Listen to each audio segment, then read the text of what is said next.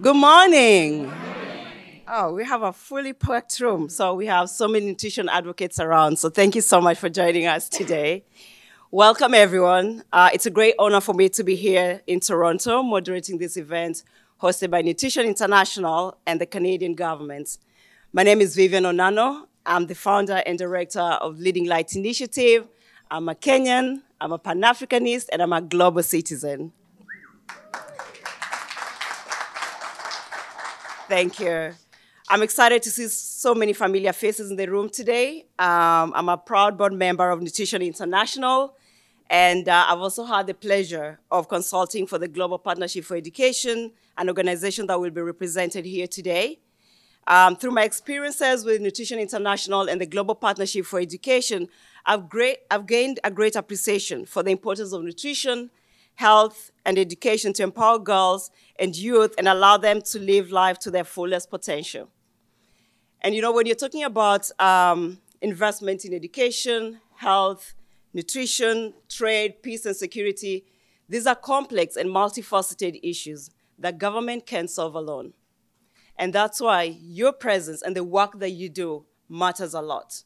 Because your lived experiences as civil society, your lived experiences as youth, bring really rich and innovative solutions to these issues that we are talking about and allows for a win-win partnership between Canada and Africa. So thank you so much for the great work that you're doing. My passion for nutrition, global education, gender equality, and youth empowerment has driven my advocacy work across Africa for many years. These experiences have strengthened my commitment to championing initiatives that create real opportunities for young people and foster transformative change. Today, I am honored to represent not only the African continent, but also African civil society and youth. Born and raised in Africa, I have a strong personal interest in its growth and development, and I continue to work hard alongside African civil society to build a more inclusive Africa where women and youth can truly thrive. I've been fortunate to travel to more than 40 African countries, engaging with youth organizations, African civil society, and everywhere I go, young people want to thrive. They want access to proper nutrition. They want access to quality education. They want access to quality healthcare. They want access to economic opportunities that will allow them to thrive. So the issues that we are addressing here today and talking about here today are issues that African youth are very passionate about. And when you talk about a prosperous Africa, and Africa that can stand for itself, it starts with investing in its young people. So for this reason, I'm particularly interested in today's conversation to discuss more about how Canada and Africa can strengthen their engagement and respond to African priorities with Canadian strengths. Last night, His Excellency the Prime Minister Justin Trudeau at the reception said, when Africa succeeds, the whole world benefits. So this is a win-win partnership for all of us. This is not just helping Africa, but this is coming together as partners, equal partners around the table to ensure that we create an inclusive world for everyone to thrive. Yesterday, the Canadian government and the African Union Commission met for a high-level dialogue which builds on similar conversations that have been held in years past. Today, we look forward to hearing what has come out of these discussions, how the partnership between Canada and the African Union is evolving, and what opportunities this presents for the Canadian civil society. In particular, we'll delve into opportunities to leverage Canada's strength and align these with Africa's most pressing priorities. Today's event will begin with a fireside chat with Honourable Ahmed Hussen. Thank you so much, Honourable Minister, for being here. Canadian's Minister of International Development, and Her Excellency Ambassador Minata Samaté Cessouma, Commissioner for Health, Humanitarian Affairs and Social Development at the African Union. Thank you for being here. This discussion will be moderated by Joel Spicer, President and CEO of Nutrition International. And after that, after the fireside chat, we will hold a town hall. I'm excited about the fireside chat, but I'm more excited about the panel discussion. We'll have a town hall for the Canadian development sector where we'll get to hear from leaders in the Canadian civil society about their views on Canada's new approach to engaging Africa. And then finally, we will close with remarks from His Excellency, Dr. Jakaya Mrisho Kikwete, the former president of Tanzania, chairman of the Jakaya Mrisho Kikwete Foundation, and fittingly, board member for Nutrition International, and chair of the board for the Global Partnership for Education. Thank you for being here, Your Excellency. So without further ado, please give a big round of applause as a welcome on stage, Joel Spicer, Nutrition International President and CEO, to take the floor. Thank you, Joel.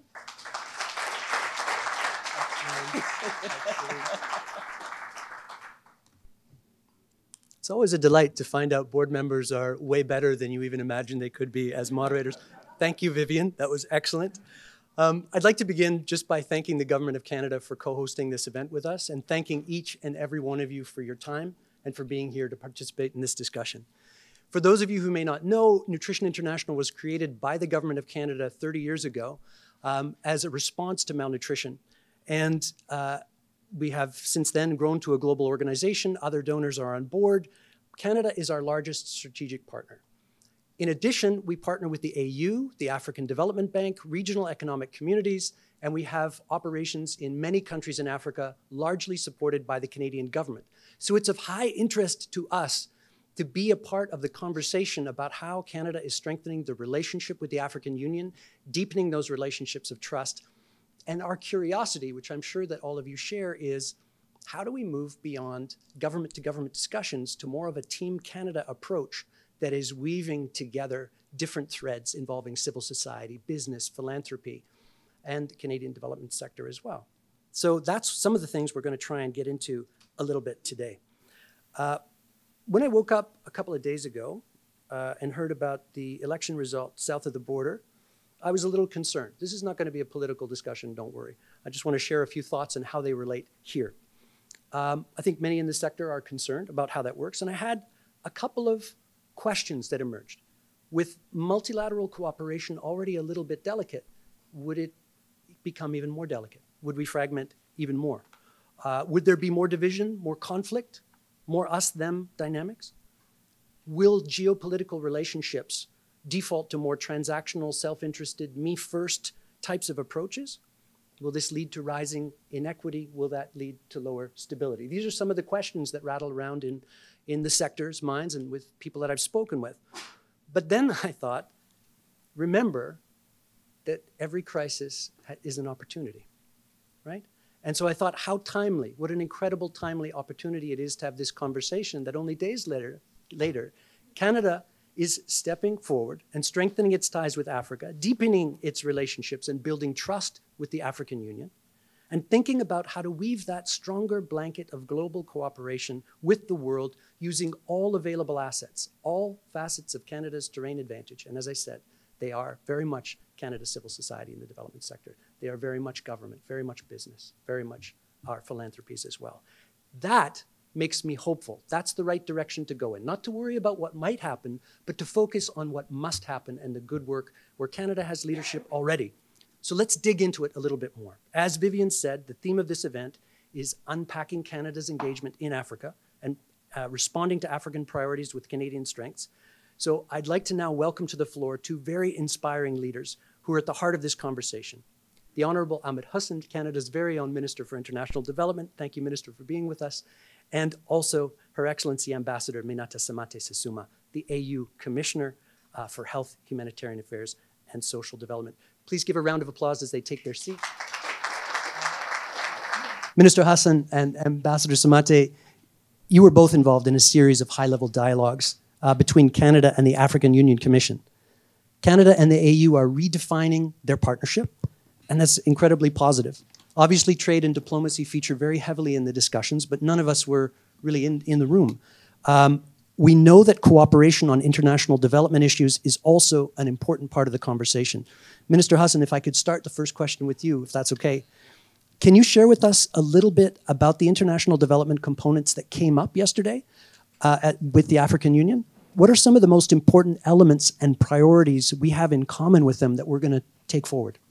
Thank you. So first of all, it's really great to be here. Yesterday was, in my opinion, a watershed moment in the ongoing and deepening partnership between Canada and Africa. And I'll start off with a personal anecdote from many years ago before I was in this role. So I was leading a much smaller organization than Nutrition International, and we were seeking money. and I was sitting outside an office in East Africa, just in a waiting room, waiting for this philanthropist, waiting for a chance to ask for money to support the good work we were doing. And I waited my turn, and at the appointed hour, an older gentleman with a much larger organization came, and he was sent ahead of me. And I said, but I was here first. They said, no, this is Africa. We respect our elders. You have to wait. So I said, okay, fine. I gritted my teeth. I waited. The gentleman went in, came out smiling. He got his donation. And he looked at me. He said, son, don't worry. There's a little bit more left in there. You'll get your money. So yesterday we had the reason I make that story is, relate that story is yesterday we announced a lot of funding for different things. New embassies, new air links with Africa, new funding for skills development. But don't worry, there's a little bit more left for Nutrition International. But in all seriousness, yesterday the development conversation was deep and comprehensive, but it also transcended development and connected to trade and economic prosperity as well. So that's why you saw all three global affairs ministers yesterday. We had Minister Jolie, our Minister of Foreign Affairs. We had Minister Ng, our Minister of International Trade, and myself. Because we wanted to demonstrate very clearly to the AU Commission that for Canada, our relationship with Africa, unlike in the past, is about peace, security, diplomacy, and multilateralism and cooperation. It's about trade, win-win trade and investment. It's about air links. It's about really unlocking the drivers of inclusive economic growth. And then it's also about tackling the challenges that the AU has articulated through Agenda 2063 and using Canadian international development resources to partner with Africa in true partnership. So what came up? A lot of issues came up. And when you're with Her Excellency Samaté, you listen more than you speak because she's really full of wisdom and experience and passion about what matters in terms of what the partners should do with Africa. Because they have mapped out what needs to be done to unlock the true potential of young people in Africa, unlock the true potential of women. What are some of the key priorities for the African Union that are relatively low investment but relatively much higher impact? So nutrition came up, girls' education came up, empowerment of women came up, empowerment of youth and upskilling of youth came up. If you look at all the priorities that Commissioner Samaté will articulate in a few minutes, you see the echoes of Canada there. You see a lot of overlap and synergy and comfort that we have with those priorities. And so I think in the length and breadth of Africa, you're seeing Canadian imprint into really partnering with the AU on those development priorities. So whether it is girls' education, whether it's education for refugees and internally displaced people, food security, nutrition, women's empowerment. Over 50% of the funding that Canada provides to strengthen and empower women, local women organizations around the world, over 50% of that funding goes to sub-Saharan Africa. So you're seeing, and that funding empowers and enables those organizations, those women organizations, women-led, women-focused, to implement their own priorities. We don't tell them what those priorities are, but they all come under the rubric of women empowerment and gender equality. So one organization may be using Canadian money to tackle gender-based violence, early marriage, and FGM. Others may be using that money to tackle the challenge of enabling legislation so that women can legally own land, can legally open a bank account. Like, these are really basic things that unlock huge, huge economic activities and potential and prosperity for people. And so, you know, if you look at our technical and vocational skills development programs, many Canadian organizations are partnering with local African governments as well as nonprofit organizations to do that work. So a lot is happening. A lot more will happen now that yesterday you heard the announcement that Canada will increase its footprint in Africa even more. And so I'm very excited. I think it's a really interesting moment, and the dialogue, the high-level dialogue we have with the AU will enable us to deepen that relationship. That's great. Thank you very much, Minister. That was a comprehensive answer. I was looking ahead at some of the other questions that you actually took off the list as well. So if there's any repetition coming up, we can fast forward it. That you've set up Commissioner Samaté very well for the next question, actually. And I just wanted to say, in terms of knowledge and wisdom, one of the things I love most about my job is the people I get to engage with along the way. And whenever I'm talking with Commissioner Samaté, I feel like I'm in a political science masterclass. She's been a high-level diplomat her whole life, and that's the education that I wish I got in school. So one of our conversations in the past had been about how different countries, no country will be named, in the past had failed in their engagement to engage Africa. And they failed because they were too self-interested in their strategy, they were too imposing, and in some cases they were even too patronizing. And obviously that approach fails. But when we're talking about Canada's approach now and a partnership of equals, that's what the Prime Minister was talking about last night. And I hope that sets the stage for building relationships at many levels, including with civil society. You know, Commissioner Samaté, I guess one of the questions for you on this is, what from your perspective are some of the positive elements emerging from this agreement with Canada? What are some areas of cooperation you're excited about? And what does Canada bring to the table? Your Excellency, Mr. President Kikwete, thank you. When you talk about me, Minister Ahmed Hussen and you, Spicer, when I was junior staff, I could meet fantastic people who coach me. And he's part of these people coaching us. I was junior staff when he was Minister of Foreign Affairs. Thank you so much, Mr. President, for what you did for young generation. I was young at that time, but we are all young, Mr. President. It was very important. And Honourable Minister, thank you so much for your kind word.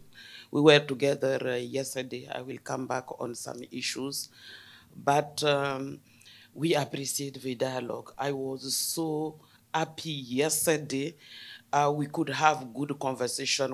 I will come back on areas of cooperation. And you, Mr. Spicer, when I first met him, I'm a politician. I was a commissioner in charge of political affairs. But when I met him, he talked about nutrition. I said, this can be part of my fight. It's not political issue. Thank you for having me. Also, Mr. President, I'm a member of the board of International Nutrition.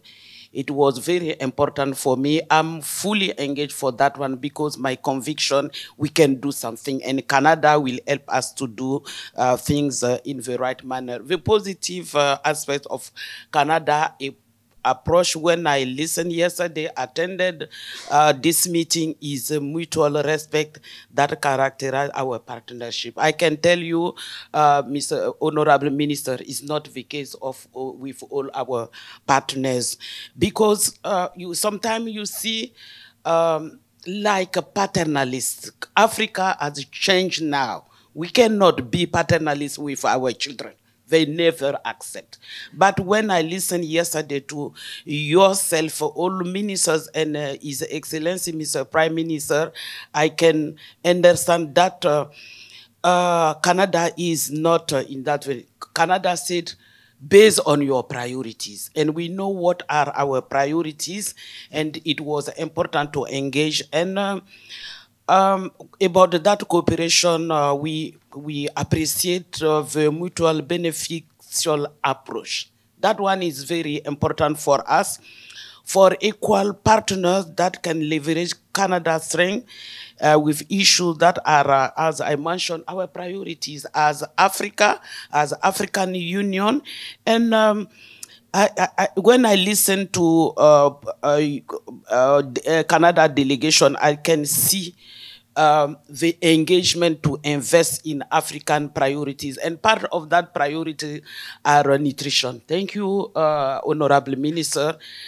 We cannot build the Africa we want if we don't have a well-nourished persons, citizen, and healthy citizen. That's why priority for, I will come back on all our discussion, but for me as a commissioner in charge of you can understand health, humanitarian affairs, and social development. For me, priority is health. Health is very important, and also education. That's why we dedicated the team of 2022 on 24 on education. You cannot do anything if your people are not educated to understand. That's why we said it's priority, and I saw that engagement also yesterday for nutrition, for education, and also for health. I have occasion to explain to the Prime Minister, my priority will be the African Medicine Agency, humanitarian affairs, with, you can understand, all our 5 regions, we have humanitarian issues. If you see East with Sudan, what is happening, especially for women and girls, we see what is happening. I remember I was a student when we were talking about Somalia, but the situation continues. Sahel is catastrophic, and thank you, Honourable Minister, for appointing a special envoy on Sahel. I'm from Sahel. I'm from Burkina Faso. I cannot go home now. I will go in the capital, but I cannot go to the village. Seeing your engagement, this is a big hope. I explained to the Prime Minister Amine Ari to see this special envoy to engage how we can find a solution. And that are some issues. I will come back on our discussion yesterday to say sincerely thank you to you, because we cannot have success in Africa if we don't have healthy people, healthy citizen, and well-nourished citizen. And thank you for what you are doing for Africa. What you don't know, Honourable Minister, when I was coming, I said I will have side event with nutrition. My head of division said, thank you to Canada, thank you to Nutrition International, because Nutrition is at the top of our partners of my department. Thank you for that one. One of the things I notice when I'm in a conversation that I really love is I totally lose track of time. I've got someone in my eye line who's giving me the signs about stuff, and I know that if we're going to get through the questions we need to, we'll probably need to go a little focused. Minister, yours the next question, but if you feel like you've already answered part of it, feel free to just hit the highlights. I like this theme about hearing from one side how they perceive us, and then hearing what's actually going on from our side. And I think it's really illuminating also for people to hear that. Minister, you've been in international development for a long time, but why do you think Canada is a good partner in development? And what are some areas you perceive as areas of particular strength we bring to the table in development in terms of how they line up with African Union priorities as articulated? What are we good at? Absolutely amazing question. I'll keep it brief, I promise. The Canadian strengths are, first of all, our feminist international assistance policy. As Commissioner Samaté always says, women are the first victims or affected by conflict, by drought, by climate change related adverse and extreme weather events, displacement. Women and children are the most impacted. So here comes Canada with a feminist international assistance policy that forces policymakers to have a gender lens to everything that we do on development. So there's a really nice fit between some of the humanitarian priorities of Africa and Canada's approach. Because even in our humanitarian response, we have to take a gender lens because of our feminist international assistance policy. And it's been an overwhelming success. I think in the beginning when Canada was the only country that started this, a lot of even our like-minded countries didn't know what that meant. And they were like, what are these Canadians trying to do? But now they're coming to us and saying, we actually like your feminist international assistance policy and your feminist foreign policy. Maybe we could borrow that, right? So that's the first nice fit. The second one is something that I really think Canada, again, can bring to the table, which is, and I mentioned this to Commissioner Samaté, is how do we always look for ways in which we can permanently lift people out of poverty? Yes, there'll always be a space for humanitarian response, immediate food, shelter, and water and sanitation help. But we also have to think about, for the long-running crises, for the more protracted problems of poverty, how do we lift people out of poverty permanently? And in that, I think there's a huge role that Canada is already playing, but I think we could do more, which is on 3 areas. One is providing technical and vocational education and training for young people. There'll be 1 billion people joining the workforce, 1 billion young people joining the workforce in the global south in the next few years.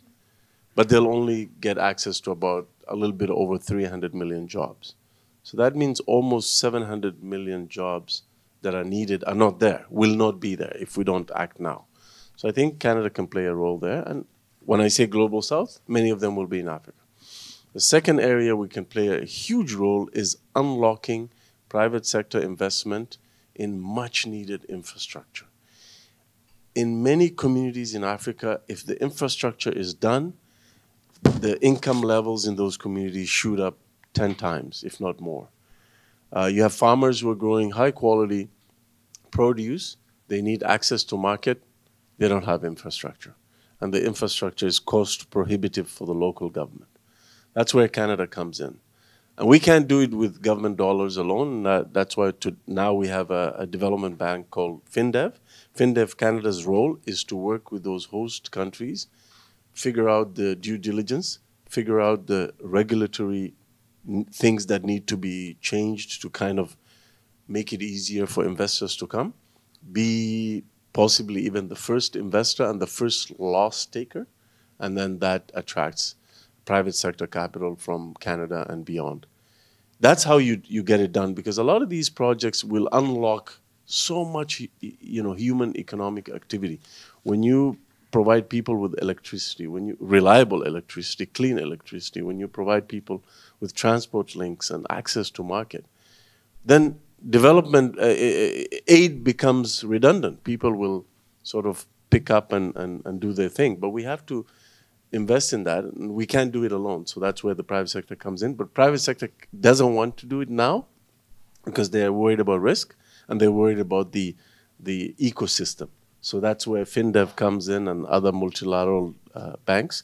They lower the risk and they do the work on the regulatory side so that these investors can come and have a little bit of an easier time. That's great. Minister. I forgot one more thing, sure. which is really, I should have mentioned that first. Forgive me. I was sitting across an African president many years ago when I was immigration minister. I had gone there for refugee issues. When we finished that topic, before I left, he said, there's one more thing I want to talk to you about. We have discovered these really amazing natural resources for extraction in my country. In a remote part of his country that is inhabited by indigenous people. He said, we want a Canadian company to come and help us get those resources out. I said, why? Why Canada? Why not France, China, Japan? Why Canada? He said, you're the only country in the world that's miles ahead of everyone else that has figured out a way to co-manage natural resources with indigenous peoples. I almost fell off my chair. He knew that about Canada. That's unique. That's unique. Other countries can't say that. And he knew that. And so I think that's a value for Canada. So he sees that we are bringing to the table sustainable extraction of those resources in a clean way, but in a way that also does it in partnership with indigenous people. And he was saying, Canada can help us do that. That's the value added of our development program that no other country can do in Africa. Minister, thank you. It's a very good thing when the leading voice for international development from Canada has no trouble reeling off a list of strengths that he perceives that Canada can bring to the table. That's great. I know that from a time point of view, we're going to be a little bit crunched, but let me turn to Ambassador Samaté. Ambassador, you've been a consistent champion and an advocate for nutrition in the AU, particularly for children, adolescent girls, and women. What progress do you feel that you've been able to make in the last 5 years? And what makes you the most optimistic? What would you like to see happen in the next 5 years? Thank you so much. What I can say about the progress, the situation is not real good, but there is some progress. When I see all African countries having strategies, a program in addressing malnutrition in Africa, because our leaders know now you cannot do without well-nourished person. I remember at the beginning, some were reluctant, but now we have many countries with strategies how to fight malnutrition, how to nourish well the children in Africa, especially. And you mentioned girls.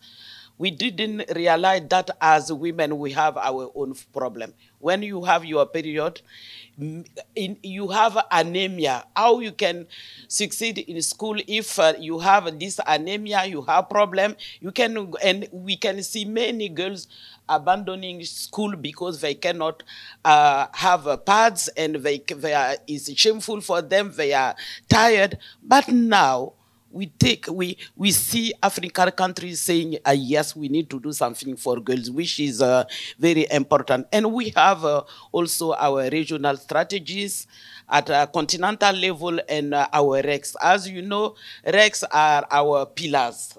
And we are working with them to say, you are more closer to our population, you need to do something about nutrition. And we have some leaders like the King of Lesotho. I was in Lesotho. I saw the king. They were commemorating. I was there for another meeting, and they were commemorating the 200 years of the kingdom. And the nutrition intervened twice in his speech. I clapped and I said, this is, and he is synthesizing his job at international level is about nutrition. We cannot, we have to support him, and we are supporting him. We are working together. And also we launch many campaigns. We launch advocacy about anemia, and these are going well. This is very important. And the team of year. We have the team of year on nutrition. And we said you cannot talk only about security, food security is not the same with nutrition. There is different. We can have food, but if it's not the quality of food, it might be difficult. And we have progress. We have Abidjan Declaration. I'm going at the end of this month in Abidjan to see how we can continue to improve and to implement. And the situation is going well when I see Rwanda, Ethiopia, and Mozambique. They could reduce the level of stunting children. And I know what they are doing to tell you that things are moving. But the important thing for me, it was to see engagement of Canada. You are a leader, you don't know that in nutrition.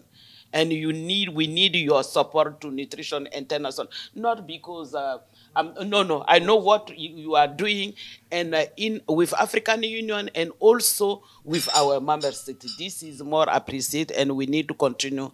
And part of our engagement, we have we signed a MOU, the minister mentioned it, but we also, as Africa, we said we cannot implement this MOU and the priorities of Africa, and Canada fully supported us. We cannot do that one without an office. We are going to open an office, AU office here in Canada to tell you, yeah.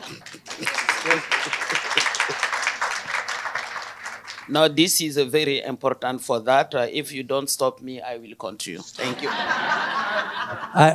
The problem is I'm really interested in what both of you have to say, but I am getting that number getting smaller and smaller showed to me in my eye line here. So I'm gonna move to sort of more of a rapid fire, if we can keep our responses to 1 or 2 minutes maximum. And of course, I've saved more complicated questions for the end, of course.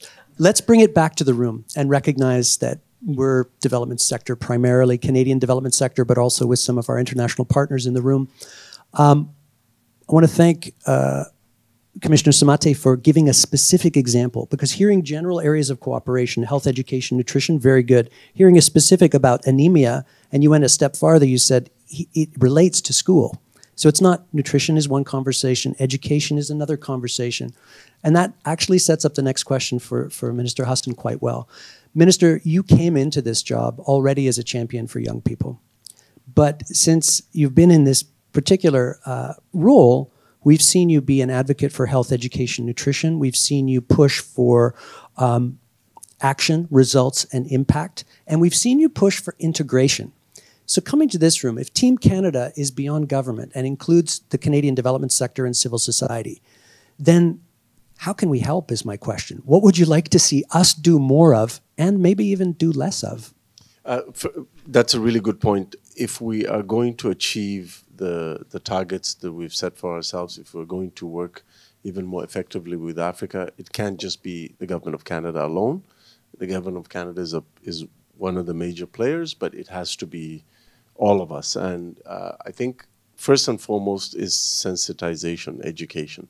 You can't be an advocate if you don't even know what you're talking about. So I think one of the things that we have to do collectively, and I've been doing my part, is to really educate Canadians on what these amazing organizations represented by Cooperation Canada and others are doing in sub-Saharan Africa. People like to hear good stories. They like to hear good impact. They like to hear transformative change that they're having through their tax dollars to support young people in Africa and women. So whatever we can do to celebrate that and to kind of highlight that and to seek input in what more we can do, I think is very important.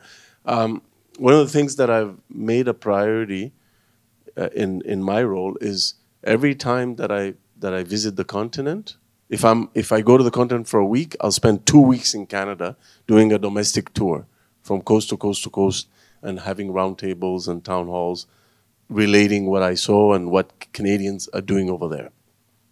Last but not least, I think the one thing, the last piece I'll say is we can increase our impact multiple times over if the government of Canada and the civil society organizations that are doing incredible work over there, if we partner up even more tightly and we bring in private sector and philanthropic foundations. There's a lot of money in Canada that's looking to do good.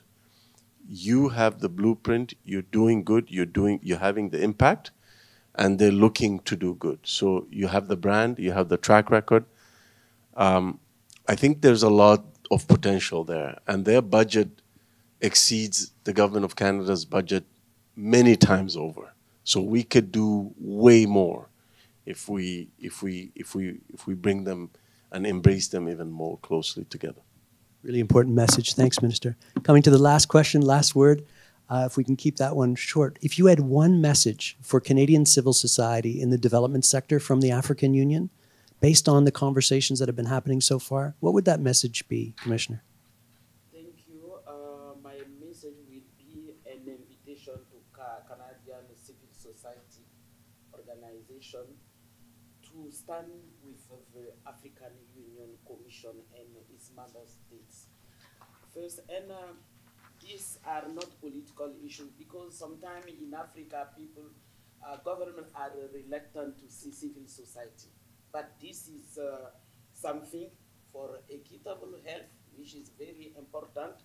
Human rights, human dignity, and if you don't eat, where is your dignity? If you don't have good food, there is no dignity.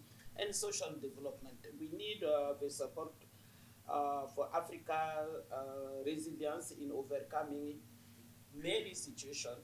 I want to go to detail. We have occasion to talk about peace, security, economic, and all these things, humanitarian. But I will say that it is important for civil society to help to combat infectious disease, building sustainable health system, nutrition, and education.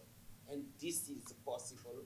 And I salute civil society, Canadian civil society with us this morning. Is very important just to say there is a big, I won't say window, gate to work in Africa about health, education, and nutrition. That's great. I want to thank both of you very much for an extraordinary conversation, for your personal engagement in these issues, because I know I've spoken with both of you. You're personally invested in these outcomes as well. This is not just a job for either of you. This is a mission. I want to thank you for opening a conversation about what Team Canada means, how that involves the Canadian development sector and our international partners, how we can bring our approach together and strengthen these partnerships too. I hope we can continue this discussion later on in the day. But let me wrap it up there and hand it back to our very capable moderator, Vivian. Thank you very much to both of you. Excellent. Thank you so much for that insightful discussion. And I think a lot has been said, but the conversation has really revolved around investing in the young people of Africa. They are the future. They are the leaders today and tomorrow, and they're also the future of the continent, and the importance of investing in nutrition, education, and the health and the skills development of young people for us to ensure that we also address the issues around peace and security, because the young people are an asset, but if we don't make those meaningful investments right now, they could become a bad liability, not only to the continent, but the world at large. So it's important for us to look into that. And then the issue on mutual respect. This is a win-win partnership. This is a partnership of equals around the table. And this is a partnership where all voices are respected and we work together, and also reinforcing the work that you as civil society are doing, the importance of the work that you're doing. And I think the minister has carved out your work moving forward. You need to educate Canadians on the great work that you're doing. So I think you'll go back and talk to your advocacy and communications group to ramp up the work that you're doing. So thank you again for the work that you're doing. And thank you, Honourable Minister, Ambassador Samaté and Joel, for that wonderful discussion. So I would like to, we have my next favorite panel. I'm sorry for the first panel. But yeah, we're excited to be joined by leaders from the Canadian civil society. These partners have stood side by side with the Canadian government and played a huge role in the strong track record and major strides that have been achieved in health, nutrition, and education, particularly on the African continent. And Honourable Minister alluded to some of that. They have also contributed to consultations that were held with the sector on Canada's new strategy on engaging with Africa. That said, I can't wait any longer to hear what my Canadian counterparts have to say, and I'm pleased to welcome, please give them a round of applause when they're coming. They've done some great work. So I'm pleased to welcome on stage Julia Anderson. She's the CEO of Canadian Partnership for Women's and Children's Health. And then Kate Higgins, CEO of Cooperation Canada. And last but not least, Charles North, Deputy Executive Director at the Global Partnership for Education. Thank you. What are some of the exciting things that you had from the vision that has been shared? And also, what are some of the potential challenges that you see coming out of this strategy and this partnership? You know, I think the most exciting thing about today is that we're having the conversation, that we're here. We always say at CanWatch, we are a partnership of over 100 civil society organizations, private sector businesses, health professional associations, and researchers looking to advance the health and rights of the most marginalized women and children around the world. And we always, one of our principles is right people, right room, right time. You don't need to have everyone in every conversation at every time. To have an efficient, effective conversation, it's really about getting a committed group of people into a room and framing up the conversation in a way that you can actually move to action. And I really hope, I really feel that in the room today, that perhaps something looks differently as a result of the conversations we're having. And what is the pathway to that different looking relationship? it's exciting to think about a continent, the demographic dividend, full of youth and young people, right? I fundamentally believe that the cure to cancer that, took your grandmother, your mother, that the climate change disasters that are raging in this across this planet, I believe the answers are among the youth, and the answers are therefore likely on the continent of Africa, because that's where the youth are, right? We have this massive population of young people willing and able to drive forward solutions. But guess what? No one is thinking at their best if they don't have food in their belly. We know that in Canada. We've had, new investments in school programs. We know that as parents when we forget to get breakfast for our kids because we're rushed in the morning. We know that at a fundamental level, that if you don't have the necessary tools and nutrition in your toolbox, it doesn't matter how all that potential could look because you're not getting there. And I also think something you said at the very end, and you sort of said it quietly, right? But I have young adults in my life who are in their 20s, so I've raised them somewhat successfully through teenagehood, I think. At least they're on the other end of teenagehood. And what I know is that it can go really well, all that, potential energy, but it's a very volatile time. It can also go very badly. And we have to think about what ideas, what concepts, what beliefs and frameworks do we want to capture the young people of today? And there is an epidemic of loneliness and disenfranchisement and a real sense of loss of agency right now. And we need to aggressively address that. And if we're going to aggressively address that somewhere, again, the youth are on the continent of Africa. So we need to be thinking about this, right? And I think when I think about the challenges, we've talked about just the scale of the challenge, the scale of some of the disasters, the interconnectedness of the disasters that are raging right now and how that's impacting low resource settings. So there's a scale issue. There's the minister spoke about, Joel spoke about multilateralism. Are we reducing our interest in working together and across complicated scenarios? I think all these things are happening. But I think the fundamental answer to that is something that is important to Indigenous Canadians, or at least I was taught by an elder, an Anishinaabe elder out of Peterborough, who said, all relationships, Julia, all relationships must be built on reciprocity. And reciprocity is about an obligation. It's not about charity. It's not about those, nice to have, we'll do it on an extra on the side of our desk.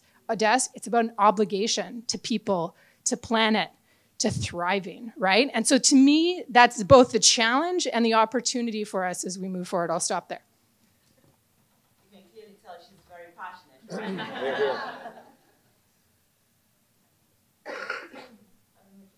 sure you can hear me. That's fine. Thank you.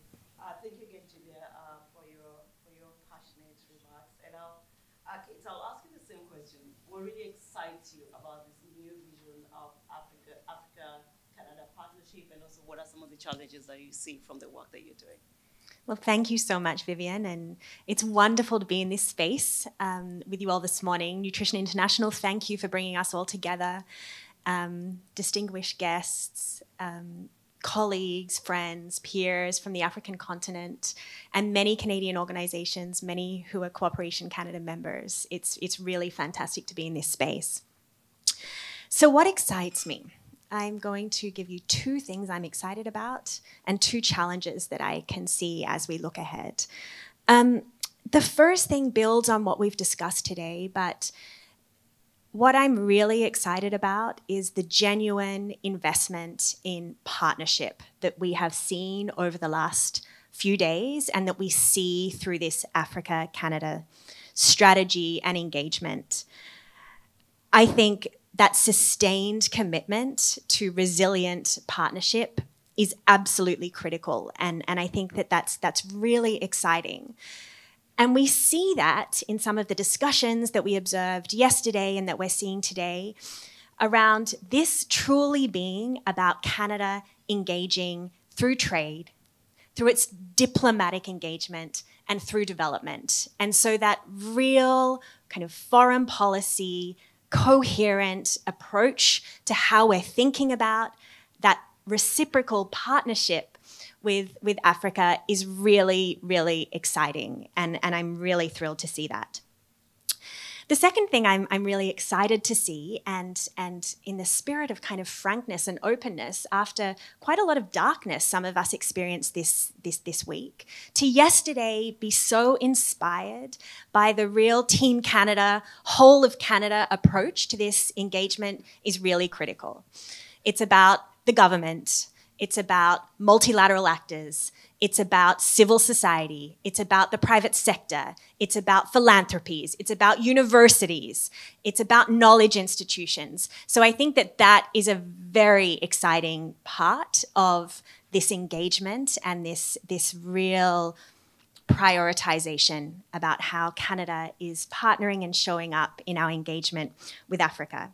And as someone who works very closely with civil society organizations and has the privilege of leading this coalition of over 100 civil society organizations, I can really commit and guarantee to all of you that Canadian civil society is ready to show up and to engage in a very multi-sectoral way in our partnerships with Africa. The challenges, let me share two. I think as I look ahead, one thing I really hope is that Team Canada, and I'm not saying the Canadian government, I'm saying all of us who are engaging in this partnership can really show up, and that we can really take a long-term approach to this partnership. Now, that does mean thinking about development and international assistance and keeping our end of that reciprocal bargain around international assistance and around aid. I hope we can continue to increase that aid envelope to really make that commitment of 50% of bilateral assistance going to sub-Saharan Africa. And as advocates and as civil society actors, I'm here to say we will continue to push for Canada to keep its end of the bargain. I think the upcoming World Bank IDA replenishment is another really, really important opportunity, and I do hope that Canada shows up and really keeps our end of the bargain there. The final challenge, and I'll be very quick on this, is a little bit in the weeds on kind of how we program in the international assistance space, but I do think it's important to name. As we've heard from the Commissioner in your really thoughtful reflections this morning, the complexity and the context that of many countries, many communities is there's a complexity there around the humanitarian context, the development context, and then the peace context. In the jargon world, we call this triple nexus, but I do hope in the way that we're engaging this partnership, we can think about how can we ensure our international assistance is flexible, is capable of responding to these different types of contexts.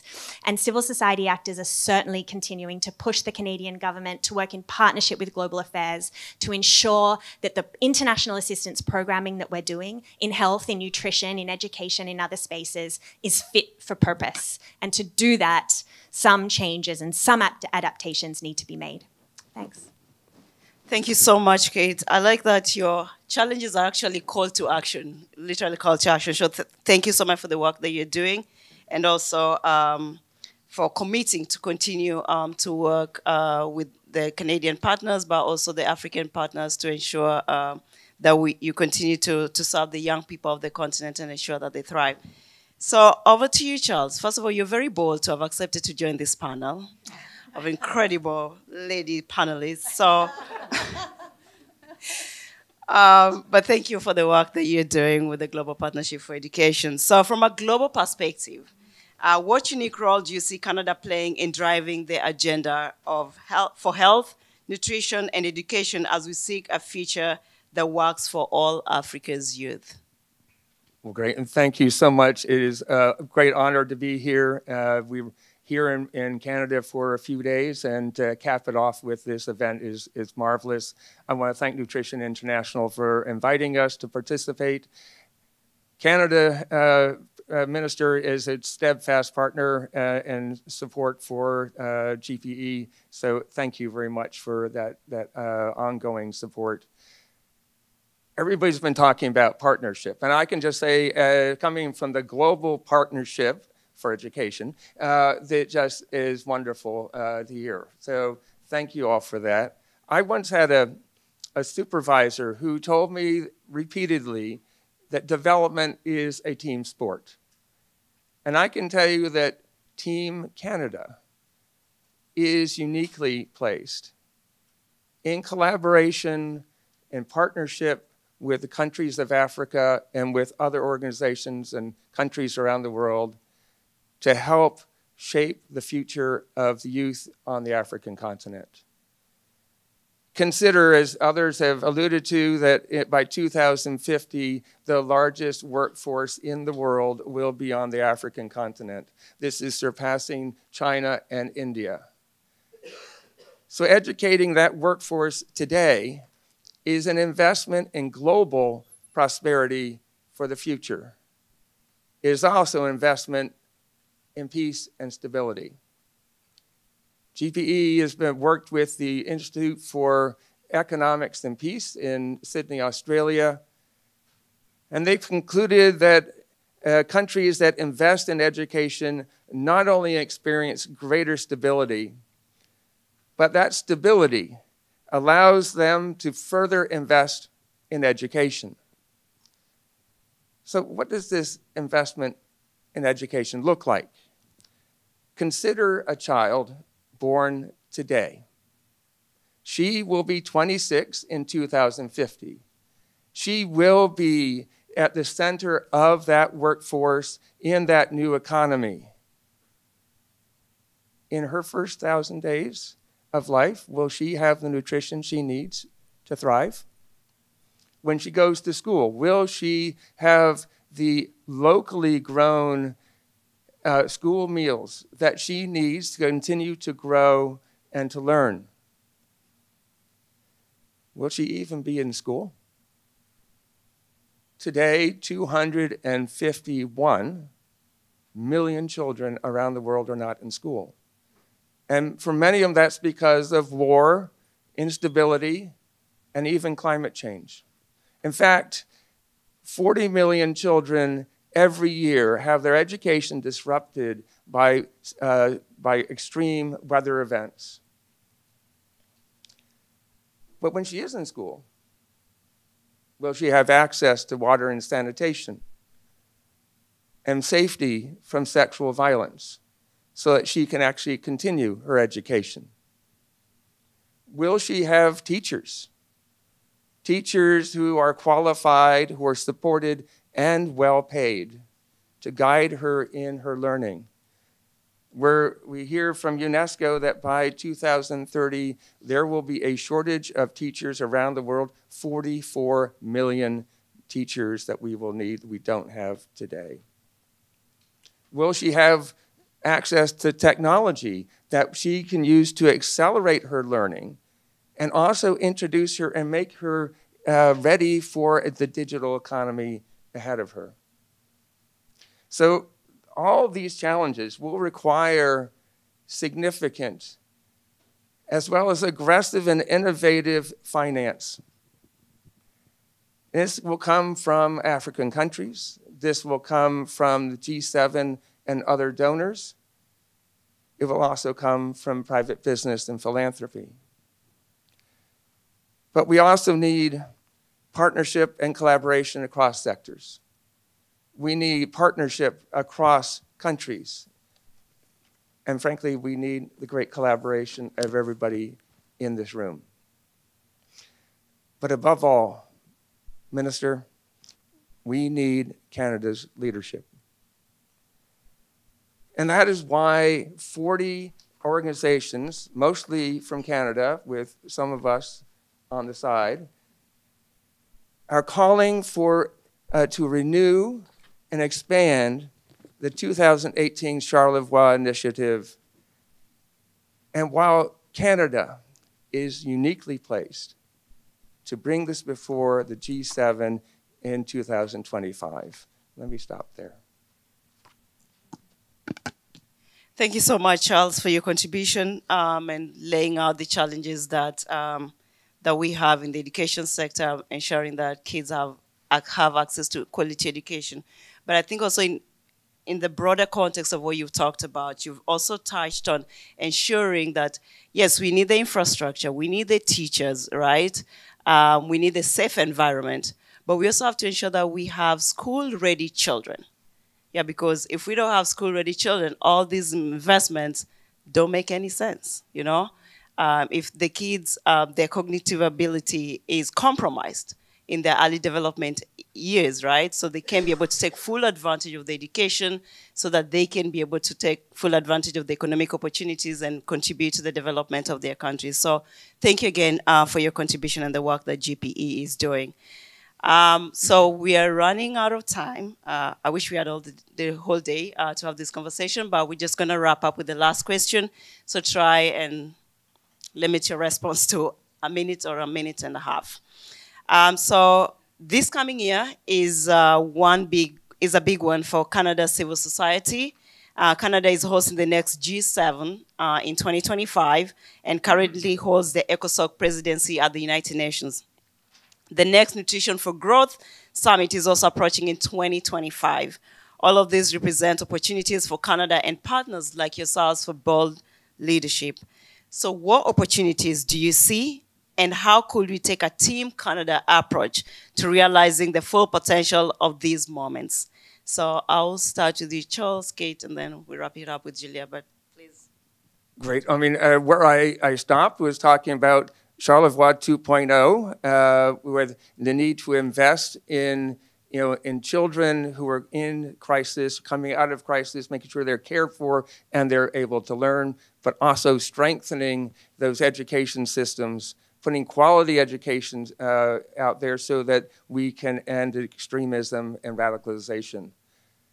But I think in all the acronyms that you mentioned, you missed one, and that is FFD, Financing for Development Summit. Education is not on that agenda yet. How could that be possible that you can talk about financing for development and not have education on that agenda? So I would love to see Canada, civil society and government advocating to ensure education is firmly on the agenda when we talk about financing for development. I think this is a critical requirement in the year ahead. And I just have to put in my little word of advertisement, we are looking towards our replenishment in the beginning of 2026, and we look forward to Canada's continued support. So thank you very much. Thank you so much, Charles, and thank you for raising that issue on the financing for development and education not being prominently featured, because you have the right people in the room here, His Excellency President Kikwete, High Excellency Ambassador Samaté, and the Honourable Minister. So I'm pretty sure they'll be able to take that on. Oh, and you also have the civil society, which is actually more powerful than any other constituency. Exactly. So yeah. So Kate, please. Sure, I'll be brief. So 3 quick points. The first, Canada needs to show up. And we've heard some ideas on how we can show up. And I think we need to show up and demonstrate our commitment to development as part of a broader set of really important ways that Canada engages with the world. The second point I wanted to raise that we have not touched on today, but I think is really important to name, is the importance of Canada demonstrating the need, the support, the belief in civic space, in civic engagement, and in civil society as part of many of these global processes in a context where globally we have a crackdown on civic space. It is very difficult to move forward these sorts of education, nutrition, health initiatives around the world in a context where there is no or a very challenging enabling environment for civil society to operate. And then the third way, I think Team Canada needs to ensure that we're kind of meeting our commitment to this bold engagement with Africa is by ensuring that in a number of these different processes, we're really ensuring that there are African voices at the table. Let me give you one very concrete way that we are committed to making sure this happens. As part of the G7, Cooperation Canada will be leading the C7, the Civil Society 7 engagement group. And we are already working with our counterparts from Africa to ensure that as part of the C7 summit and the C7 engagement, we have strong civil society voices from across Africa as part of that conversation. So that's a very concrete way that I think we can ensure that this Canada-Africa engagement and these other international priorities we have, like the G7, are really coherent. Thanks. Thank you so much, Kate. I think the Honourable Minister approves everything because when you are talking, you kept saying yes, yes, yes. So thank you for your leadership, and that's a clear indication that we're going to continue doing more with the Canadian government and Canadian civil society. Over to you, Julia. Excellent. So we made up an acronym at CanWatch that's DMWW. Do more of what works. And I think this should be the guiding sort of principle of our international assistance and of our thinking in this way. We know exactly how to get children school ready. There is no mystery. This is not trying to solve some equation that is impossible for us. We know how to save mothers from not dying on the table as they're giving birth. We know exactly what to do, and we simply don't do enough of it. We don't need innovations and new ideas. We need to do more of the good work that we've been doing. And we need to scale the innovations that have come before, like menstrual products, like birth control, like good and healthy food. These are all available to us. They are in our toolbox, and we simply do not have the political will to spread them across this planet. And that is just so mysterious to me as to why we can't get there. The answers are right in front of us. So DMWW, take that one. The other thing, you know, when they said, when Nutrition International, and thank you for hosting us, I was the only one that didn't say thank you, so thank you. Really appreciate bringing us together. When they said it was a team, we were talking about a Team Canada approach, and perhaps this is a little bit of a provocative way to leave us. We need to talk to the people in this room that agree with us, but we also need to find champions among those who don't agree with us. Among the rising tide of folks who say we need to focus here at home. You know, I always say we never have as many advocates for Indigenous issues as when we talk to people at the doors about international development issues, right? All of a sudden, everyone really cares about what happens here at home, but you can't actually get them out on those issues if you're trying. But it is this idea that we have a group of champions here who are strong actors. We need to find the champions in places where they're not understanding and they're not clear. The minister spoke about this in terms of the Canadian public. I would also implore you, Minister, it's also the people that are across the aisle at Parliament. It is the future MPs. We don't know who they are going to be. We're supposed to have an election. But you have the unfortunate or fortunate role of convincing colleagues who don't agree with you that this is critical and important. And that's within your party, but it's also outside of your party. And I think it's a tough job. It's a tough idea, especially in an election year, but it is absolutely critical if we want to move this agenda forward. Finding the people who right now would send us away, who tomorrow need to be our champions. So I leave that with you. Thank you so much again for hosting us. Thank you so much, Julia. We'll continue to do more of what works. Thank you. I would like to hear from the audience. We've been talking about youth this, youth that, what we need to invest, how we need to invest. So let's hear from the youth themselves. What exactly do they want? We have a youth advocate. Her name is, I have to get her name right because she's our youth advocate, Aisha Khan from the Global Partnership for Education.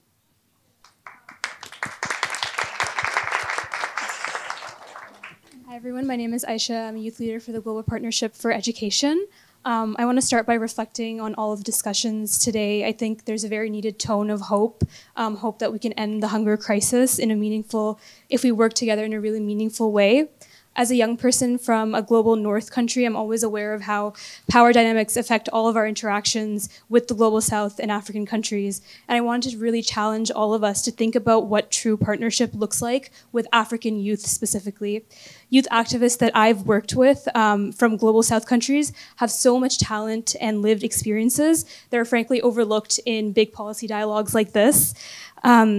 And I'm always humbled by the innovative solutions that Africa's youth, and especially grassroots organizations, have implemented in Africa, from innovative school gardens for school meal programs to nutrition education that is gender sensitive. These are ideas that honestly Canada can also learn from when it comes to implementing our school food program. So I think when it comes to equal partnerships, when we talk about that, if this does not involve African youth as experts in the nutrition policies and programs through investments in their capacity as well as their work, then we're doing it wrong. I think on Canada's part, we really need to engage in risk-taking. We need to be really brave enough to put our trust in Africa's youth and Africa's grassroots organizations, advocates, and civil society organizations if we're serious about equal partnerships. And so getting comfortable with that risk-taking is something that I believe is really needed in the context that we're in today. And second and last point, I think nutrition, food systems, and education obviously don't exist in silos, as many of you already mentioned, about the importance of the multi-sectoral approach. It's not separate from the state of the world regarding conflict, migration, war.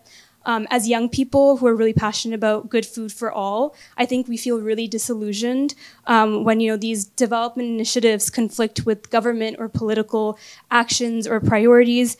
We can't address nutrition without addressing the climate crisis. We can't address it without addressing our complicity and our inaction in conflicts and wars around the world.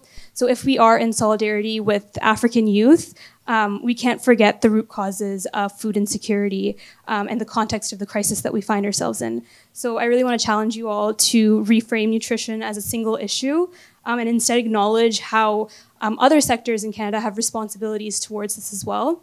And I think, as one of the panelists mentioned, that this isn't about charity, it's about our obligations to Africa and African youth. So I'll leave you with that. Thank you so much. As they take back their seats, I would like to welcome on stage Ms. Cheryl Aban, Assistant Deputy Minister for Africa and Pan-Geographic Affairs, to share with us her own views based on the panelist discussion.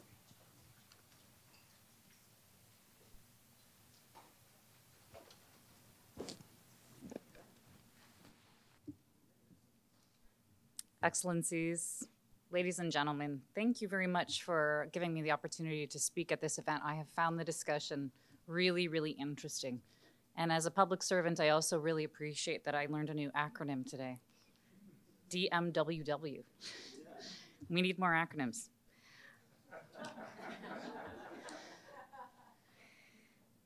This is truly, I'm just really feeling, still have the glow of the high-level dialogue from yesterday. I feel like this is a really, really exciting time for Canada-Africa relations. And I'm really pleased to be participating in this discussion today. This has actually been, this whole past week has been, and it's been this growing momentum over the past number of months, but even this week on Monday in Ottawa, we hosted a trade and development marketplace event that two of our ministers spoke at that was focused on Africa. The day before the high-level dialogue, we had a trade policy dialogue that took place with the African Union. And you really felt like, 2 years ago was the first Canada-African Union high-level dialogue, and it really made a mark. It really changed that relationship. It really brought it to a new level. That's where, we had named a permanent observer to the African Union, and we expanded a bit of our footprint, and it was a big change. And you feel like with yesterday, we've just kind of amped that up some more, and we've given it some wings, and that feels really fantastic. Yesterday, we signed a memorandum of understanding, and I think what's really important about that is that absolutely institutionalizes this partnership. That will give it some real sustainability. And as part of that, we will have work plans that we will work together on an ongoing basis to implement. And I'm really pleased to hear about an African Union office in Canada. There's just so many good things to be thinking through. Yesterday, when our ministers were speaking, they were referring to an upcoming Africa strategy. That African strategy is, it's about a broad recalibration of our approach. We've spent a lot of time thinking about Canada's engagement and thinking about what's the current environment, what are Canadian strengths, and what are those win-win opportunities. And so after much consultation and much thought, we really have landed in a place where we know that means stronger diplomatic ties. It means partnerships of equals. It means continuing to have a strong development presence, but it also means strengthening our economic cooperation with partners on the continent and doubling down on those peace and security relationships and partnerships that we have. We heard loud and clear when we did our consultations, don't forget about the strong people-to-people ties and the diaspora communities that you have here in Canada. And so part of our plan involves doing a better job of leveraging those people-to-people ties and engaging with our diaspora, listening to what they have to say, and youth. Right cross-cutting amid this whole kind of comprehensive strategy that's about development and foreign policy and trade, recognizing that we need to always be mindful of focusing on youth and looking at the opportunities that that presents. And it's been mentioned here as some of the speakers to use some of that lingo, because we not only like acronyms as public servants, but we love lingo. Especially development in the development world, but the nexus approach where we bring our development, our international assistance together with some of our trade objectives, and we find how we can bring them so that they're mutually reinforcing and support those mutual objectives. Of course, health and nutrition have always been a cornerstone of Canada's engagement and investment in Africa, and that will continue in line with the feminist international assistance policy. This is absolutely critical, and it's very important. But as Minister Hussen said as well, training, vocational education is really also very important. And we need to find ways to increasingly look at those infrastructure needs, because that's very, very fundamental, and it's something that we hear when we listen to our African partners. We know another thing that came up in the discussion today was about Canada telling its story. I guess all of us have to tell our story, but you know, one thing we hear is we have to do a better job of telling Canadians and telling the world what we're doing. So this will be a part of our mission, is to continue to try to be better at telling the Canadian story, and even telling the story about why is a Canada-Africa partnership so important. It's so important for Africans and Canadians, and there's so much mutual benefit in it, and I think we need to explain that. Wonderful to hear that civil society is wanting to engage. We announced yesterday a number of initiatives. They're all very exciting, but they all have to be implemented, and the time is now to begin implementing those. And there's one way to implement that, and that's through collaboration and partnerships. That's through collaboration with civil society, it's through collaboration with our African partners, and it's only together that we're going to succeed in implementing all of those wonderful initiatives that were talked about. Another thing I heard today that I just wanted to touch on was this request that government programming and Global Affairs Canada programming be fit for purpose and flexible, and I am in complete agreement. So while we are looking at a recalibrated approach to our engagement in Africa, we're also, as a department, embracing what we called the future of diplomacy, or the transformation of our workforce. And that whole idea is about us becoming more fit for purpose, having the agility that we need to have in today's unpredictable world. And so this is running alongside these mutual objectives. I guess a final thought is a very brief story. There was something that I was reminded of during the discussion. Around 2011, I was in Afghanistan, and I was undertaking a lessons learned exercise in Kandahar at Camp Nathan Smith. And I was having interviews with military, civilian, various stakeholders, but we were also taking over the camp from the Americans. So I had a discussion with an American general. And he said to me, you know what I think about Canada? You guys, you're small, but you're mighty. You go to the tough places, and you really can do whole of government well. Because in the United States, we're a very big government. It's a bit tougher for us to do things collaboratively, but that's an area of strength. And when we were thinking through over the past couple of years and the past number of months about how should we engage in Africa, some of that is a reflection globally and listening to feedback that we get, but it also is a little bit of introspection and thinking about what are Canada's strengths. And I do believe, actually, because I've never forgotten that discussion that I had in Kandahar, that because we're not the biggest country, we don't always have the biggest presence, but actually in some ways that is a strength. I think it allows us to do a better job of collaboration. And I think that we can take that collaborative spirit and consider that to be a strength that we use in order to implement and move forward in engaging on the continent. So thank you very much. I've really enjoyed the discussion today.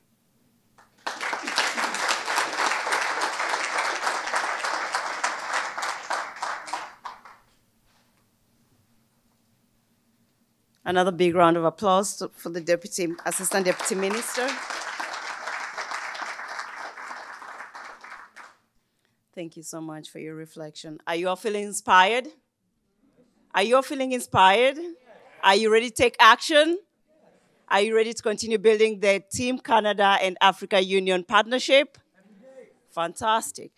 So now I have the distinct honor to welcome on stage a leader that really inspires me and continues to hold my hand, has walked the talk and continues to walk the talk. And I always joke with him that if there was just a PhD for politics by the virtue of your experience, not by studying, I think he would have that PhD. So please, I'd like to please ask you to put your hands together as a welcome on stage, His Excellency, Dr. Mrisho, Dr. Jakaya Mrisho Kikwete, former President of Tanzania, Chairman of the Jakaya Mrisho Kikwete Foundation, Board Member of Nutrition International, and the Chair of the Board for the Global Partnership for Education.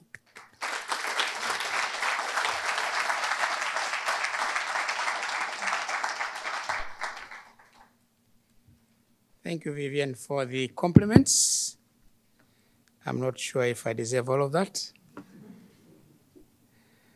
Honourable Ahmed Hussen, Canada's Minister for International Development, Your Excellency Ambassador Minata Samaté, Commissioner for Health, Humanitarian Affairs and Social Development of the African Union Commission, Sherry Alban, Assistant Deputy Minister for Africa and Pan-Geographic Affairs, Joel Spicer, President and CEO of the Nutrition International, Charles North, Deputy CEO of the Global Partnership for Education, Vivian, our moderator today, founder of the Leading Light Initiative and fellow board member of the Nutrition International, distinguished participants, invited guests, ladies and gentlemen, good afternoon. Is it morning? Huh? It's still morning. Yeah.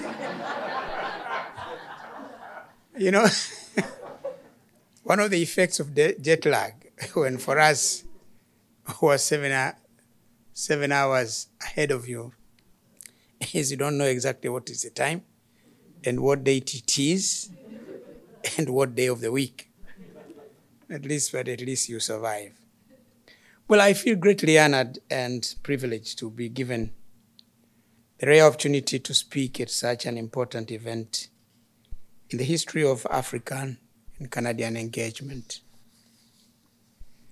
As a former president of my dear country, United Republic of Tanzania, and before that, foreign minister, finance minister, and minister for water, energy, and minerals.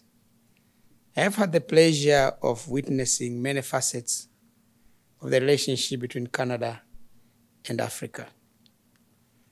You know, when I was minister responsible for minerals, I was there for 5 years. I was deputy minister 1988 to 1990, and then from 1990 to 1994. And I was actually responsible for bringing Canadian companies to Tanzania in the mining sector. We started with Placidom. And when they left, and what the vice president of Placidom, Roman Shranka, felt that Placidom was not making the right decision. Yeah, I think they thought the property they had was not big enough for them. But now it's the largest mine that Barrick has. Because after they left, later Barrick took over the property and they developed it into one of the world's largest gold mining companies in the world. But of course, we had other smaller companies working in Tanzania. And when we have a gas discovery in the country, and when I was Minister for Energy, we were looking at the possibilities of using that gas for power generation. So I again came here. I went to Calgary. I spoke to Ocelot. At that time, I don't know the company still exists. This was a company that was big in gas development. And then we spoke to TransCanada Pipelines, because they are the ones who are transporting the gas and then burn that into power generation. And one of my interesting experience because I had to go to Calgary, and then TransCanada wanted to impress me how good they were, or they are. They took me to Nipagon to see some of their places, and this was February.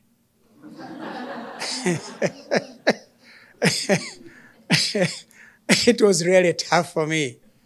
You know, and they were walking me from one building to the next. All the time I touch my ears if they're still there, and my nose if it is not fallen off. But of course, I've been participating in the PIDA meetings, the Prospectors and Developers Association here in Toronto. Again, it's always in February. Very inhospitable for me, but I had to come as minister. So, but the other important thing is that working with these Canadian companies, they are the ones who helped us in the ministry or in Tanzania to make Tanzania known as a prospective destination for mining investment. And the biggest investment that we had was from Canada and from Australia. So that's why I'm saying I've seen so many facets of this after the mining, and then I went to finance, and then I did foreign affairs for 10 years. I've been working very closely with the Canadian government, and when I became president, yes, I worked with Stephen Harper when he was prime minister. We worked on a UN commission on accountability for women and children. Yes. It is this work that translated into the UN program on every woman, every child, and later we added every adolescent. So I have seen these developments. What I can really say is I am impressed with the level that we have come, the progress that has come. Certainly, we have made very impressive progress together in many areas, but there is more that can be done or needs to be done. In this regard, I'm happy to see the African Union here advancing its work to transform Africa into the global powerhouse of the future. And I'm also happy to see that Canada is actively re-engaging with Africa. Minister, thank you so much. I met the Prime Minister yesterday. I thanked him for that. And I think let's stay the course. Deepening this partnership and strengthening relations between governments and institutions will create economic opportunities and help create a more sustainable future for Canadians and Africans alike. Ladies and gentlemen, with new and emerging challenges that the African continent is facing, including climate change, conflicts, and rising debt, a new approach and a more refined strategy is well-timed. The African continent is the youngest in the world, with 40% of Africans under the age of 15, 40% of Africans under the age of 15, and another 100 million children expected to be born by 2050. Africa's population now is about 1.2, 1.4 now billion. And by 2050, the population will be about 2.4 billion. That's a lot. And 40% of these are going to be young people below the age of 15. So if we don't invest in their development, particularly nutrition, so as Lydia Vivian said, they have full development in terms of physical and their cognitive strength. And if we don't educate them, give them the skills that they need so that they can become productive citizens on the African continent, we'll have 1.4 billion young people, which is a crowd that is ready to be rented. You don't know who rents them. But also, there was a time I was invited to speak at the OECD in Paris, and they were talking about migration and restrictions. I said, look, you guys, there is one thing that you are missing. You're always talking about erecting stringent laws. Maybe you can build walls. But don't forget one thing. If the pasture on this side is green and pasture on the African side is brown, or there is no pasture, there is no way you can prevent those people to attempt to come here. And this is what is happening. There was a time between Kenya and Tanzania. There was drought on the Kenyan side. Fortunately, we had good rains on the Tanzanian side. So the Maasai on the Kenyan side moved their cattle onto the Tanzanian side. And our High Commissioner belongs to the Maasai tribe. Yeah, the photographs that you see of them is different.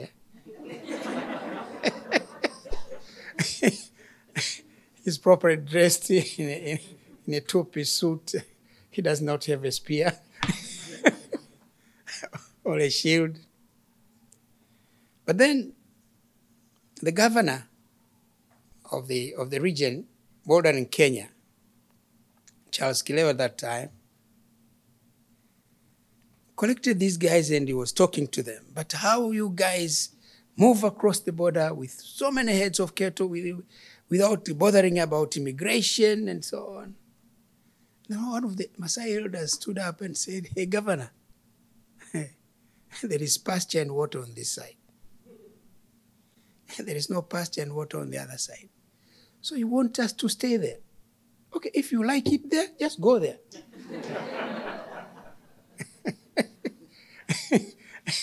They were just in their thousands. And this is simple. So that's why if all of us are looking at a 2050, we should start putting our heads together and see what happens to the 1.4 billion young people in Africa. if they don't have the skills. If we have instability in the Sahel today, in 2050 it's going to be worse. But it will not only be in the Sahel. It will be in my peaceful Tanzania. It will be everywhere else on the continent, because we have young people who feel helpless, and so they will do it. Whatever. Drug traffickers will use them, extremists will use them, and you don't. And on this factor, you don't even need to have a Muslim extremist. It is simply demagogue politicians telling them that, you know why you are here, why you have a problem? Because it is these people. Well, let's just remove them. So you will have instability all over the place.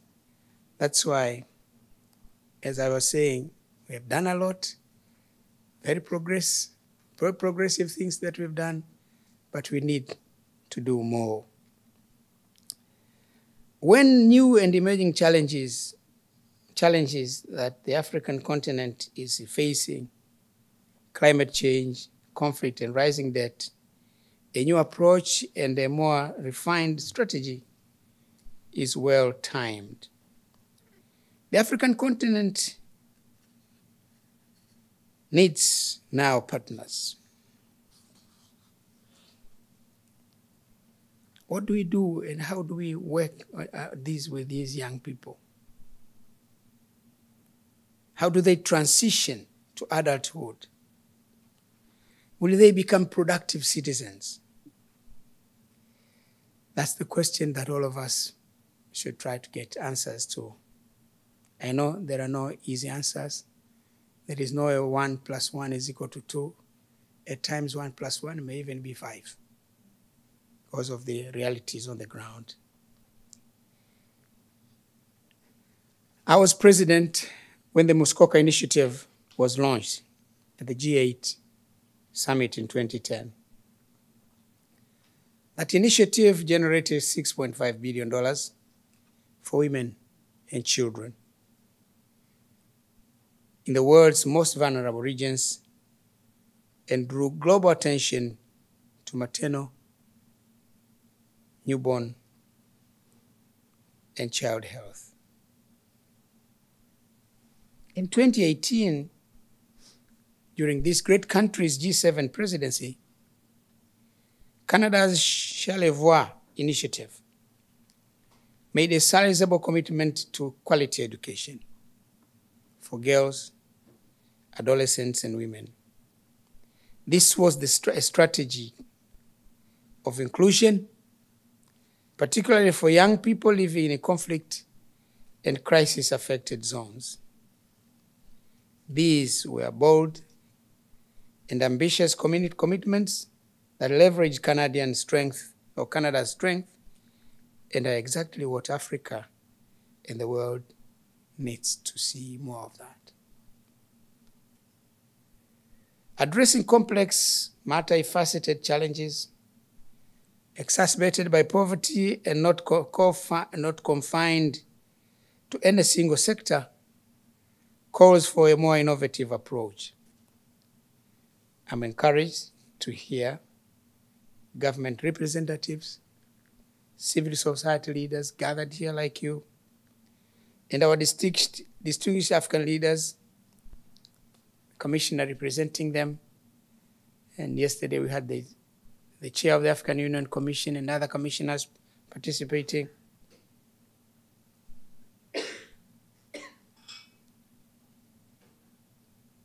To hear them speak to the importance of engaging on development challenges as equal partners and building on one another's strength.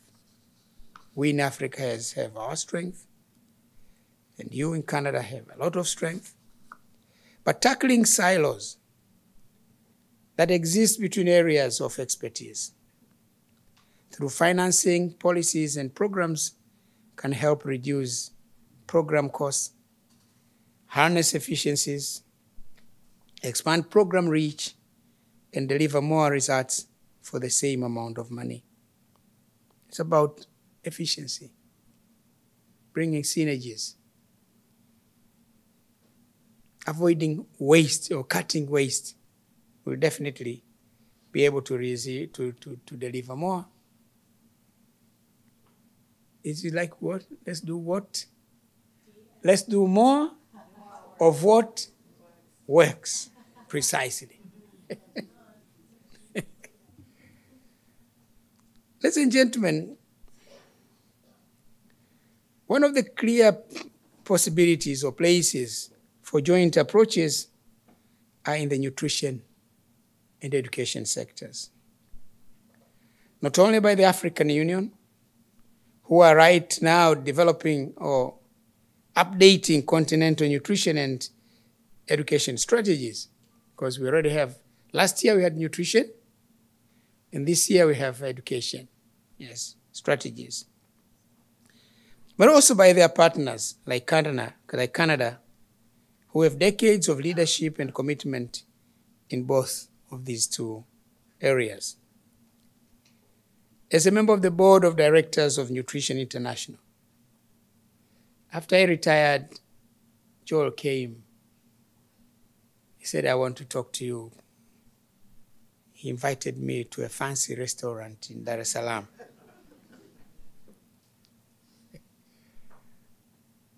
And he came with one of the people that I respect a lot, because this is one of the strategies. If you want to get somebody to agree with you, get someone who is related to, and whenever he says yes, he believes that it must be right. He doesn't have to ask questions. So we had discussions with them that time, and he just asked me questions about my interest in nutrition matters, which is something I've been doing a lot when I was president, and before that when I was minister and a member of parliament for my area. I didn't know that his intention really was later to ask me to join the board.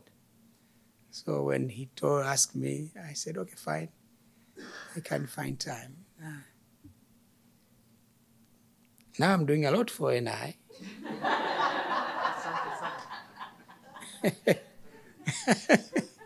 I'm doing a lot of, but I enjoy the work, so don't worry about it.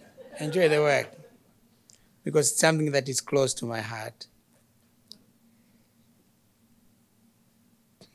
But the same with the Global Partnership for Education. You know, I think this is an organization that was established by the G7 2 decades ago, and Canada was part of the people that created it. It's actually created to ensure that children in the underprivileged areas have the opportunity to get quality education.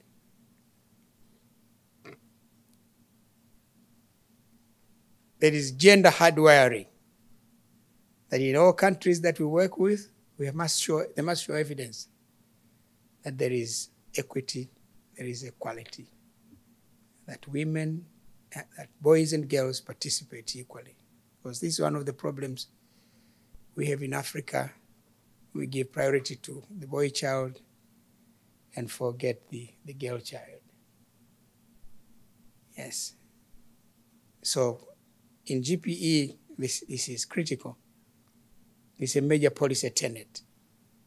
If you want partnership with GPE, you must demonstrate that you are taking actions that are going to have boys and girls also have equal access to education. It's working. It's working. I'm chancellor of the University of Dar es Salaam. Of course, when I was president, we made it a policy decision that if you take 40 boys, you must take 40 girls in primary, in secondary school. But when they transitioned into higher education, we found more boys than girls. Of course, it's again societal challenges. They get married off early, and in cultures where pay dowry and that power dowry is paid in cows, for a girl to continue with higher education denies the family from getting wealthy. So usually they are taken out of school, encouraged to get married. But of course we are getting over that. But now, of recent, we are seeing at the University of Dar es Salaam, we are seeing more girls than boys now graduating. Last time we had 52%, recently we had 53% girls. The question has come, what has happened to the boys? Where have they gone? Like my wife is an advocate of the girl child and education. I was teasing her, I said, whose mother is the boy child? Don't forget them. Because we should get to a point where we forget the boys and then get to someday now we're discussing on how to take care of the boys. But to me, it is something welcome, because we had a lot of problems with girls at university. We had to come up with policies of affirmative action. We are not doing affirmative action anymore. They just qualify on merit. They pass the high school exams, and some of the best performers there are young ladies. So that's why I'm saying the policy of encouraging partners of GPE to hardwire gender is really paying off. So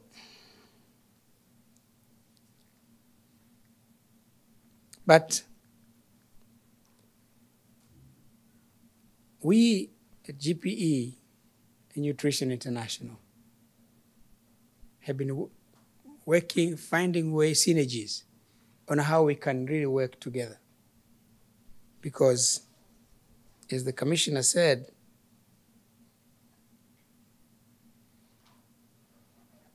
an undernourished child, a stunted child, which is unfortunate, 30% of children in Africa are stunted, which is quite high. The global average is 22%. Africa is 30% stunted children. Physical and mental development is hampered. They can't do well. So we need to work together. And this is what we have underscored this time. We are working together. We are agreeing that we'll do more to see that it starts with Joel, makes sure that the children are well nourished, and then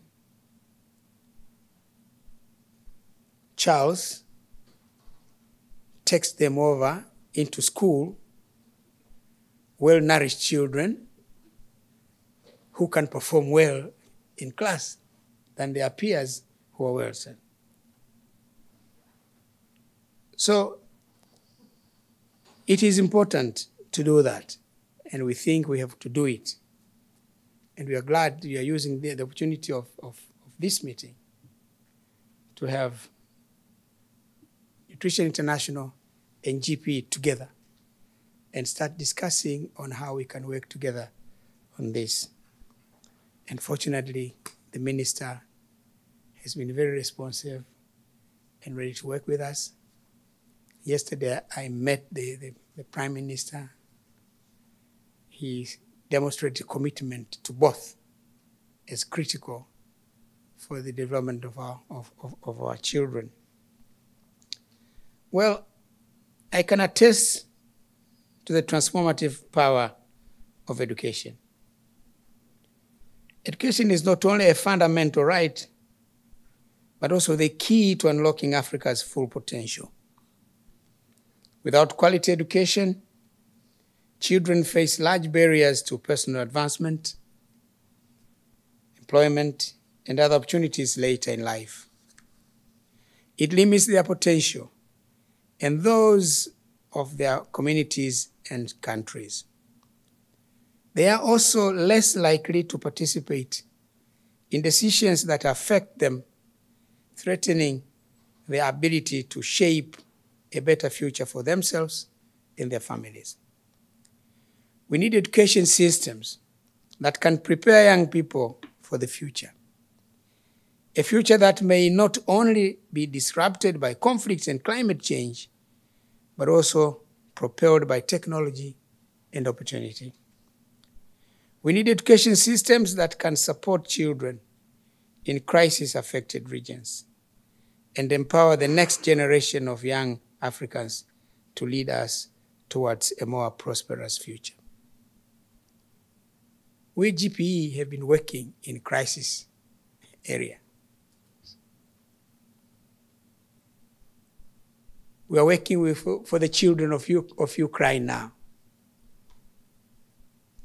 We've been working for the children of Syria. We've been working for the children of Afghanistan. And in Afghanistan, had it not been for GPE, the education system would have collapsed. Because in the crisis, there was nobody to pay the teachers. So GPE had to step in. At least make sure that the teachers are paid and they are there to teach the kids. Of course, we still have problems with them on the crazy decision they've taken, that girls cannot go beyond primary school. It has not been easy, but we are still negotiating with them. That girls should just, because primary school education is literacy education. So in other words, they are simply saying girls in Afghanistan can only not go beyond secondary school. And the negotiations have not been easy. We have not yet been successful, but we have not given up. We are still trying to see if they can allow girls to go get education beyond primary school, get secondary school education, go to universities. Well, but no, it's not the subject of here. It is about Africa-Canada relationship. But I'm just giving you what we've been. GPE has been working with education cannot wait in the refugee camps to make sure that refugee children get education. In the internally displaced places, IDPs, children have been displaced. So our organization has been doing working under the normal situations, but also working in the difficult situations. That's why we are saying if GPE is well empowered, it serves many of our children, gives them certain assurance to get education. So, what need the education systems? That we need education system that can prepare young people for the future. A future that they want, a future that they expect, the future that their families expect. In addition to ensuring that schools are ready and able to deliver for children, we need to make sure that children are able and ready for school. For 1 in 5 children globally who face stunted growth, malnutrition can affect every aspect of their experience in school. Malnutrition impacts negatively on children's physical and cognitive development. Malnourished children are less likely to enroll in school, and those who do are more likely to enroll late. And stunted children tend to have lower education attainment than their peers. Every year, stunting in Africa results in a loss of 127 million IQ points, as well as 27 million school years. This damage costs the African continent at least $120 million annually in lost productivity. Yet, stunting is not the only form of malnutrition that threatens futures. Every year in Africa, an estimated 60 million adolescent girls struggle with anemia. The commissioner mentioned it, which impacts how they think and how they learn. This hurts their school performance and lowers their productivity. We need to continue to build schools. We need to buy books. We need to train teachers. And we need to build an education system that supports all students today and prepares them for tomorrow. But if we are to reach our goals, we need to invest in the students' well-being.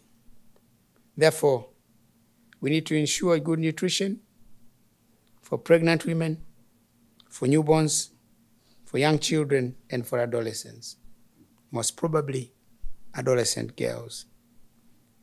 Only by investing in education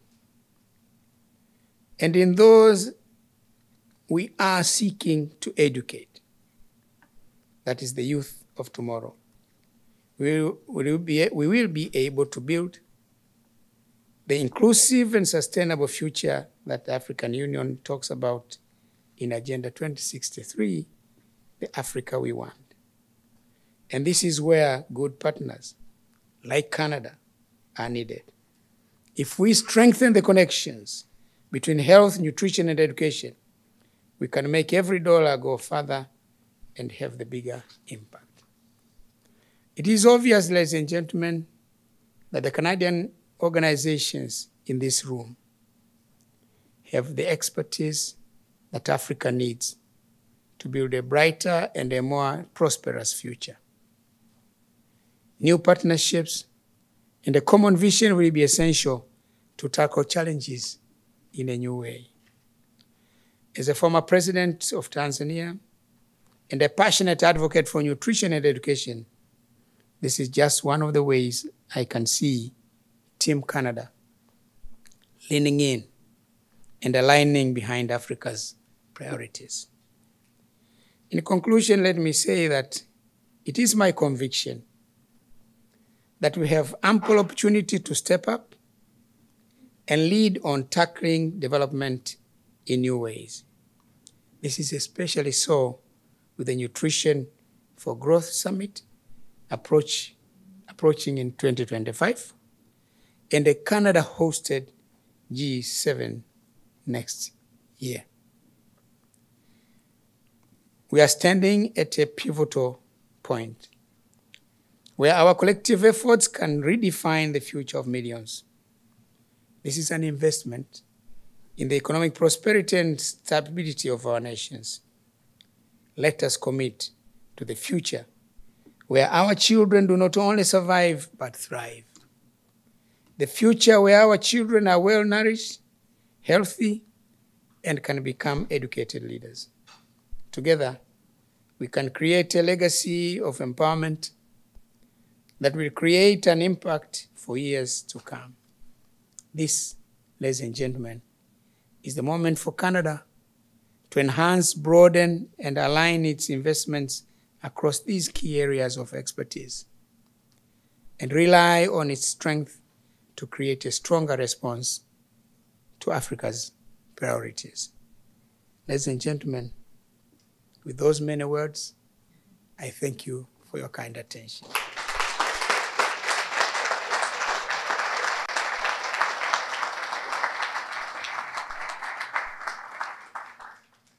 Big round of applause for His Excellency one more time.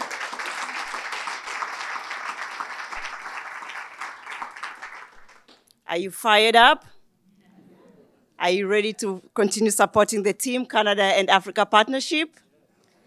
Thank you so much. I would like to really thank our distinguished speakers, Honourable Minister Ahmed, His Excellency President Jakaya Kikwete, Her Excellency Ambassador Samaté, Deputy Minister Aban, fellow panelists, Charles, Julia, Kate, Aisha, for your wonderful contribution and also for inspiring us with the work that you're doing and galvanizing, motivating us by your messages and hope and your vision for a renewed partnership between Canada and the African continent. A lot has been said, and we can summarize it around continue to push for a partnership of mutual respect, which is basically what happened yesterday and will continue to happen, investing in young people around nutrition, health, and education, and the strong and important role that you as civil society continue to play and will continue to play to ensure that this partnership between Canada and Africa is a success and continue to push for inclusive development. So thank you so much for joining us today. I would really like to acknowledge the presence of one of my fellow board members, Dr. Stanley Zlotkin, a renowned Canadian pediatrician who continues to do a really good work. So thank you, Dr. Stan, for joining us today.